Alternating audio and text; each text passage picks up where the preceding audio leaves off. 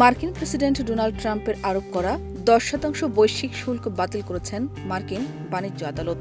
আদালত বলছে, 1970-এর দশকের একটি বাণিজ্য আইন ব্যবহার করে এ ধরনের ব্যাপক শুল্ক আরোপের যৌক্তিকতা নেই।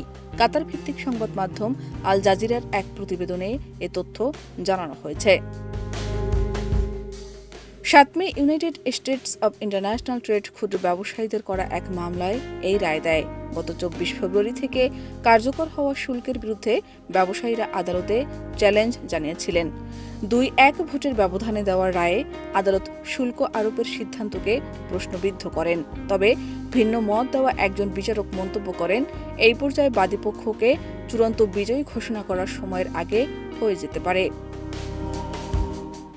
মামলায় ক্ষুদ্র ব্যবসায়ীরা দাবি করেন, নতুন এই শুল্ক মূলত মার্কিন সুপ্রিম কোর্টের আগের এক ঐতিহাসিক সিদ্ধান্তকে পাশ কাটানোর চেষ্টা। এর আগে ইন্টারন্যাশনাল ইমার্জেন্সি ইকোনমিক পাওয়ার্স অ্যাক্টের আওতায় 2025 সালে ট্রাম্প প্রশাসনের আরোপ করা আরেক দফা শুল্ক বাতিল করেছিলেন সুপ্রিম কোর্ট। আদালতের দাবি, ট্রাম্প প্রশাসন যে ধরনের বাণিজ্য ঘাটতির কথা উল্লেখ করেছে তা মোকাবিলায় এই আইন প্রয়োগ উপযুক্ত ছিল না। অন্যদিকে ট্রাম্প প্রশাসনের দাবি ছিল, যুক্তরাষ্ট্রের বার্ষিক $1.2 ট্রিলিয়ন পণ্য বাণিজ্য ঘাটতি এবং জিডিপির প্রায় 4% সমপরিমাণ চলতি হিসাব ঘাটতির কারণে কঠোর পদক্ষেপ প্রয়োজন ছিল।